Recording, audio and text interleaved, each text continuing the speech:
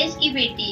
इस देश में बेटियों को कन्या कहा जाता है। उसे लक्ष्मी, सरस्वती, माँ दुर्गा के रूप में देखा जाता है और नवरात्रा के दिनों में तो साक्षात उसे घर घर में पूजा जाता है। फिर क्या हो गया कि आज वह अपने अस्तित्व की लड़ाई लड़ रही है।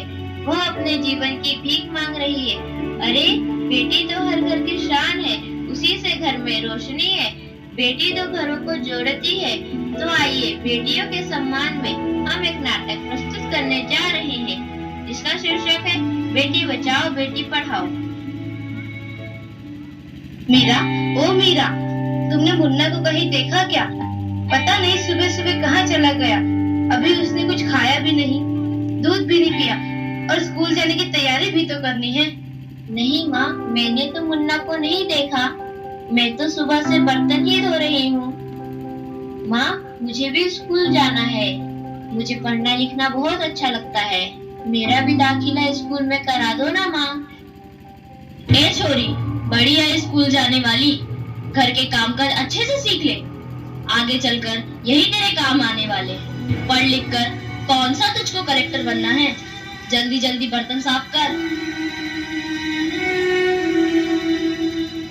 माँ जी, मीरा को भी स्कूल में दाखिला दिला दीजिए ना, उसे भी पढ़ना लिखना जरूरी है। तू चुप कर, पढ़ना लिखना ये तो केवल लड़कों का काम है। उन्हें आगे चलकर घर गृहस्थी की जिम्मेदारी जो संभालनी होती है।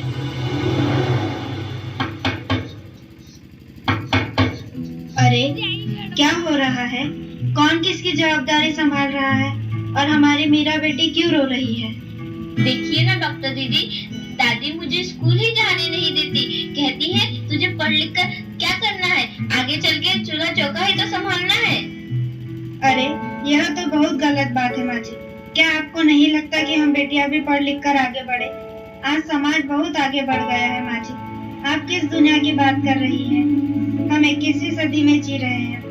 मैं आज ही टीचर दीदी से बात कर मीरा का दाखिला स्कूल में कराती हूँ। और हाँ, मैं तो यहाँ इसीलिए आई थी कि मुन्ना को पोलियो ड्रॉप दिया कि नहीं। जगह जगह इसके कैंप लगे हैं। अच्छा हुआ बहन जी आप आ गए। अब मुन्ना को पोलियो ड्रॉप भी दे देंगे और मैं इसे स्कूल भी पहुंचा दूंगी। अच्छा मीरा, अब तुम रोना नहीं, तुम जरूर स्कूल जाओगी और एक दिन पढ़ लिख कर मेरी तरह बहुत अच्छी डॉक्टर बनोगी। ठीक है बेटा?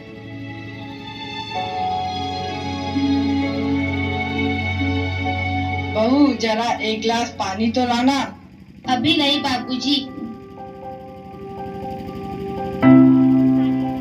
ये लीजिए बाबूजी। अरे ये देखो, अखबार में प्यारी बेटी के बारे में कितनी सुंदर कविता आई है। आओ मैं तुम्हें यह कविता पढ़कर सुनाता हूँ। कहती बेटी बाहर पसार, मुझे चाहिए प्यार दुलार। बेटी की अनदेखी क्यों करता है निष्ठुर संसार। सोचो जरा हमारे बिन बसा सकोगे घर परिवार। गर्भ से लेकर यौवन तक मुझ पर लटक रही तलवार। मेरी व्यथा वेदना का अब हो स्थायी उपचार। जब माई जग में न होगी तो तुम जन्म किससे पाओगे। जब बहन न होगी घर आंगन में तो किससे रूठोगे, किसे मनाओगे। जब दादी नानी न होगी तो तुम्हें कहानी कौन सुनाएगा।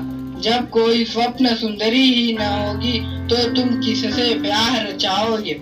जब घर में बेटी ही न होगी तो तुम किस पर लाड लुटाओगे।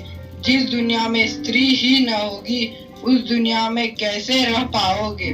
जब तेरे घर में बहू ही न होगी तो कैसे वंश आगे बढ़ाओगे। नारी के बिन जग सुना है, तुम ये बात कब समझ पाओगे।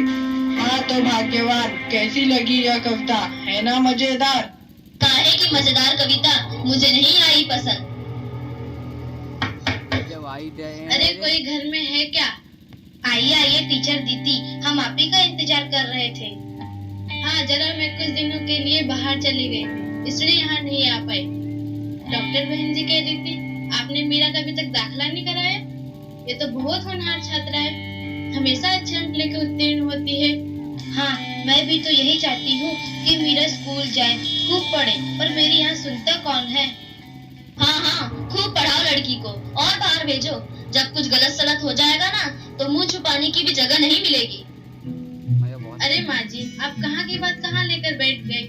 मेरा मीरा को 10वीं तक तो पढ़ाई पूरी कर लेने दीजिए, आगे की पढ़ाई के बारे में बाद में सोचेंगे।